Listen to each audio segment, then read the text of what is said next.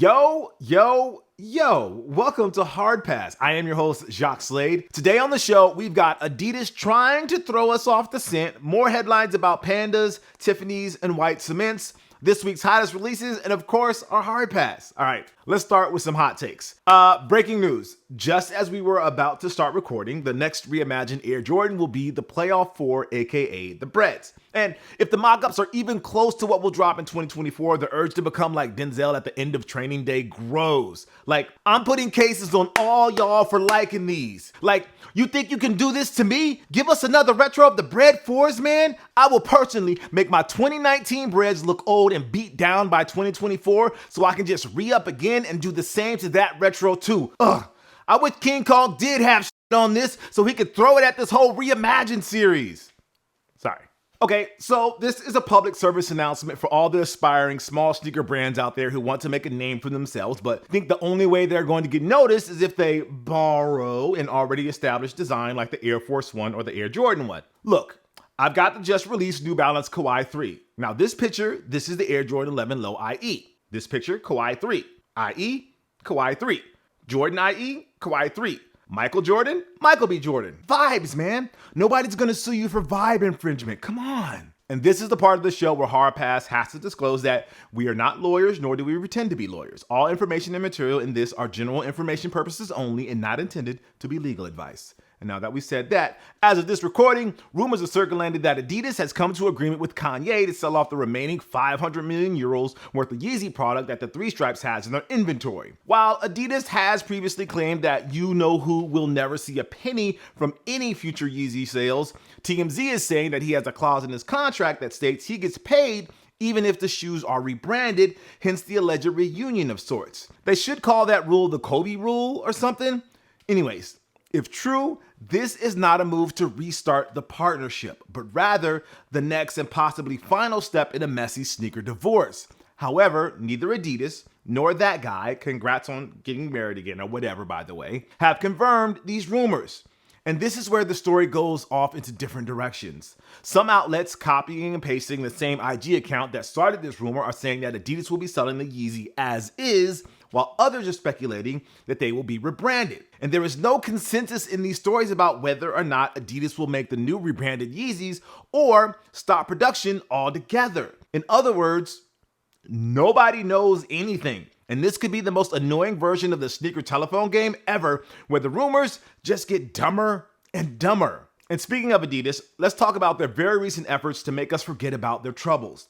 We've already covered the lack of energy in sales from Beyonce's Ivy Park line, and not much has changed on that front. But one place where things have been popping up lately is in their basketball division. The Adidas Harden Volume 7 was officially revealed this week and should be in stores as we speak. It was our pick for Heat Check on last week's episode, and we stand by our claim that this is the most energy we've seen around a Harden signature shoe since Volume 1. A big part of that energy stems from not only Harden having a good season so far in Philly, but the shoes themselves having a lot of high fashion vibes. Again, with the word vibes in this episode, but it's true. The design takes its cues from puffer jackets, which is not an uncommon part of Harden's wardrobe, and I have to say, it works well on foot. While I don't expect these to sell out and become a high resale type of shoe because, let's be honest, the word basketball signature shoe is practically toxic to certain parts of the culture, it's got the potential to be the start of something special for Harden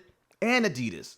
And considering how much time and money they've invested in James, a return on that investment would be kind of nice right about now. Another Adidas athlete who's been grabbing headlines lately is Damian Lillard. Dame time has been ringing throughout the league the past few weeks after Lillard retired from All-Star Saturday competition with a memorable win in the three-point contest when he honored his alma mater, Weber State, and when he dropped a 71-piece against the Houston Rockets a few days ago. He matched the fellow Adidas signature shoe star, Donovan Mitchell, who also scored 71 points this season. To mark both occasions, Adidas dropped the price of both the Dame 8 and the Don Issue 4 to $71 shortly after their big nights. A quick scan of both shoes on the Adidas website shows them both being readily available in all colorways and sizes, so not sure if the gimmick worked or not, I guess, but I know if Nike did something like that for LeBron or KD or Giannis, if they scored 71, you can bet those shoes would be gone in a second. So, Adidas' big campaign right now for basketball is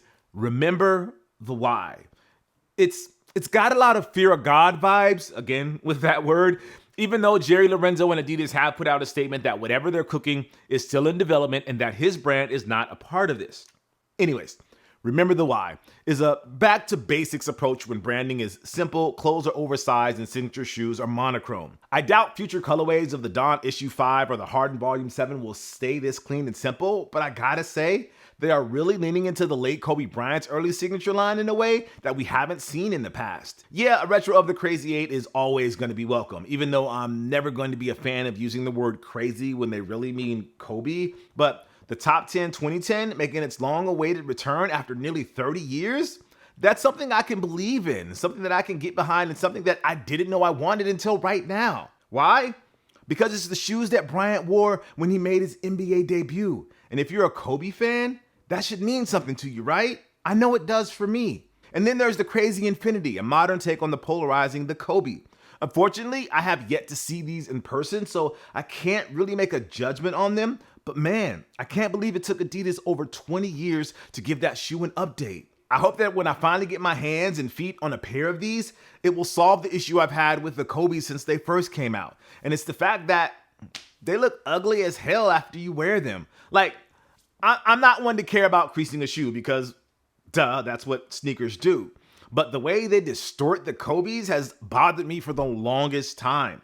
If they can fix that problem by even the tiniest of percentages, then I can start to believe. Enough that it will make me forget about Yeezys? Well, I mean, I forgot about them really already. It's the rest of the internet that Adidas needs to get on board. It's gonna be a tough road ahead, but hey, I think they'll be fine. Credit ratings be damned. All right. Let's jump to the heat check where we bring you everything that's dropping this week. We have the Nike Air Max 97 Gold Bullet on March 7th for $185. The women's Nike Dunk Low The Future is Equal on March 7th for $110. The Adidas Forum Low AEC Collegiate Purple on the 7th for $150. The Air Jordan 1 Mid Tiki Leaf, that's on the 8th for $135. The women's Air Jordan 2 UNC to Chicago, that's on the 8th as well for $150. The Doyen Nike SB Blazer Low on the 8th for $100. The women's Nike Dunk Low Black Suede on the 9th for $120. The Nike Dunk Low Shishiko on the 9th for $120. The Staple Puma Slipstream T on the 10th for $140. Then our pick of the week is the Nike Zoom X Vaporfly 3 prototype on March 6th. A running shoe? What is this, 2017, Jacques? I can already hear you guys in the comments. I wish, but yes, I'm picking the Zoom X Vaporfly 3 for my pick of the week, not only because it's a reminder that I really need to step up my morning runs again, but also I need to feel for myself how these have improved or not upon Nike's previous runners like the Zoom X Vaporfly Next Percent. Like, how would the Flyknit yarn hold up and the reduction of the shoe's traction down to 2 millimeters? It's probably something only elite level runners will ever notice, which I clearly was once upon a time, but I can't wait to give these a shot. Okay, let's do a heat check on the two big releases this week and one sneaker that I think underscores how in the joke Nike is when it comes to the whole Panda situation. Let's start with the Tiffany Nike Air Force 1 Low that's dropping on March 7th for $400 on the Sneakers app. By the time you're watching this, chances are you've already tried to sign up for Tiffany's client list and failed miserably to grab a pair directly from the luxury jewelry maker. Hey, at least you took an L from Tiffany's. That's a high class L if you care about that sort of thing. So now you're stuck with the rest of us normies hoping to catch a rare win on sneakers. Yeah, probably not gonna happen there either, but hey, it's not like you wanted these sneakers anyway, right? You said they were dull and lazy and uninspired. They didn't even have the chance to go viral like the Mischief Big Red boots, so why are you even bothering with these again? I know I'm doing it for archival purposes and because I'm not on the level of a LeBron James or a Fat Joe who just get these sent to their doorstep along with friends and family pairs too. Oh right, it's because the resale will be a pretty penny, that's why you want them.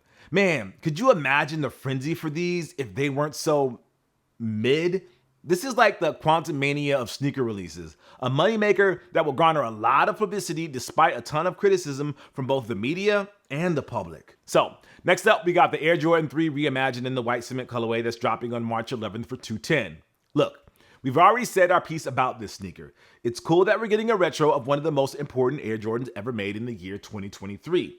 But like the reimagined Air Jordan 1, aka the Lost and Found, we are not fans of making them look vintage before we even get a chance to wear them. And look, I don't have a problem when Nike does it with other shoes. Do it with Dunks, I don't care. Adidas is releasing purple forums with a yellowed out upper and midsole. I think it would be funny if Nintendo re-released the Super NES Classic with the plastic shell and it was yellowed and smelled like cigarette butts from the 90s, kind of like the systems you see at Swap Meets. Even non-OG Air Jordans can get that smoke, but the classics? Not really. If you're super excited to grab a pair of these this weekend, honestly, I'm happy for you. This is not meant to shame anybody because we are all about liking what you like. I'm part of the problem because I have a pair of Lost and Found ones that I'm wearing everywhere I go because I want to beat them up before they look even more beat up, if that makes sense. And if I hadn't missed that shot drop a week ago, you can bet I'd be doing the same to these threes as well. I just won't be happy about it, which is fine. But enough about how we're not happy about sneakers that are releasing this week that we're gonna try to pick up anyway. Let's talk about the funniest thing Nike has done in a minute. The Panda Nike Zoom Vomero 5. It's part of a timeless collection that is spread across a few of Nike's more iconic GRs like the Vomero, the Dunk, the Air Force One, and others. The concept behind the collection is mashing up one iconic silhouette with another model's iconic colorway.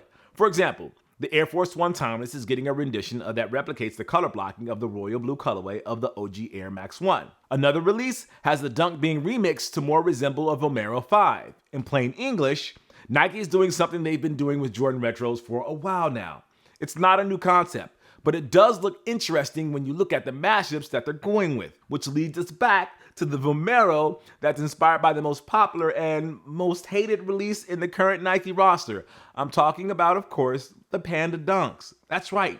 For reasons that can only be interpreted as someone with a lot of juice at Nike and they have a wicked sense of humor, we're getting a Panda Vomero 5. Now, you might think to yourself, how is that possible?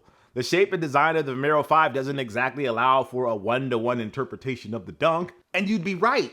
So instead of shoehorning the Dunk onto the Panda,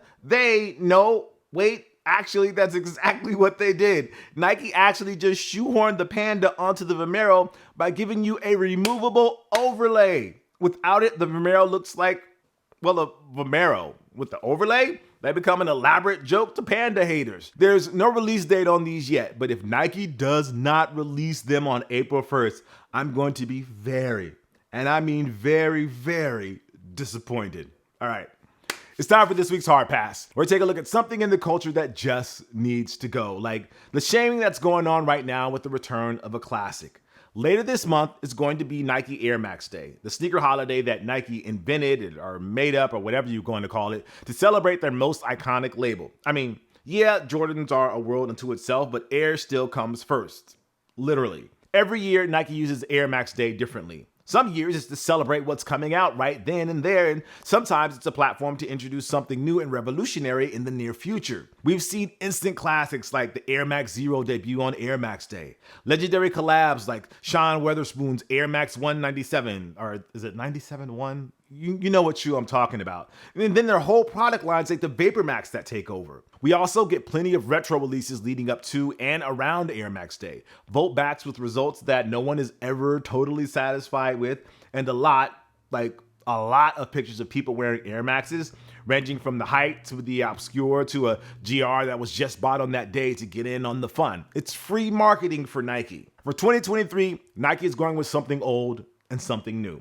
On the new front, we've got the Nike Air Max Pulse, which should make fans of the Air Max 270 arguably the most successful new model Nike has introduced during an Air Max Day. There's also a very colorful rendition of the Air Max Scorpion, maybe the most, let's say, polarizing silhouette introduced on Air Max Day. But the Air Max sneaker that has generated a lot of chatter is the Air Max 186, aka the Big Bubble. First teased last year, the Air Max 186 is supposed to be a retro of the real OG version of the Air Max 1 that was released in 1986. The big difference between the Air Max 1 that dropped in 86 and the rework that replaced it in 87 was the bubble itself. On the 86, the air bubble was noticeably bigger and had 4 holes, all of which was part of Tinker Hatfield's original design. According to Soul Collector, that version was a problem because that caused parts of the midsole to crack, hence the fix with 3 holes and a smaller window quietly replaced the big bubble in 87. The 3-hole look with the smaller window would become accepted as canonical Air Max 1. So if you did not know the history of the Air Max 1, chances are you might look at this 2023 release and wonder, well, what's the deal with the big bubble? And see, that seems to be the case online. There are a number of Air Max fans who are apparently dissatisfied with this upcoming retro, with criticism ranging from the big bubble to the shape of the retro itself. While I don't claim to be an Air Max 1 expert, Sneaker Freaker says that some of the dissent stems from the teased pair from 2022 looking very different from the images we've seen in 2023, and that's supposed to be the release, and it's not for the better. It appears that the 87 version, along with every retro that has come out since then, is so firmly ingrained in a lot of people's minds as to what the OG Air Max 1 should look like, that the big bubble looks weird by comparison. It's like when people think of what the OG Street Fighter is. They think it's Street Fighter 2. Most people have forgotten that there was a Street Fighter 1, although in that case, it's probably for the best that Street Fighter 1 is nothing more than a footnote in 2023, because that game is awful, like a dumpster fire awful. It's still the first, but it's terrible. It's a terrible, terrible first. Anyways, having a different opinion as to what is and isn't the real Air Max 1 is harmless in my opinion. It's the shaming on both sides that's annoying. Older heads want to get on their porch and yell at the clouds because the kids don't know what a 1986 Air Max 1 looks like. Meanwhile, most Air Max fans are whining and complaining about the Big Bubble retro based on leaked images and blurry footage from live streams. What we should all be united in asking Nike is why they haven't done a better job in educating the public about the Big Bubble so there wouldn't be this much confusion, and why it took them almost 40 years to get an extra hole in there without cracking the midsole when subsequent Air Maxes had way more holes in them. I swear I'm not the one who put all of this hole talk in the script. It's weird. Holes and vibes are basically the words of the week this week, I guess. But yes, the lesson of this hard pass should be always like what you like. Don't let comments get you down, and, well, holes and vibes. Can't believe we're ending this episode saying holes and vibes. Anyway, that's going to do it for the show. Thank you guys for watching Hard Pass. I am Jacques Slade. I'll see you next week. If you'd like to possibly be featured in a future episode, call us, 818-493-9325. Leave a short message, your socials if you want, no more than 30 seconds. All right, I'll see you next week. Peace.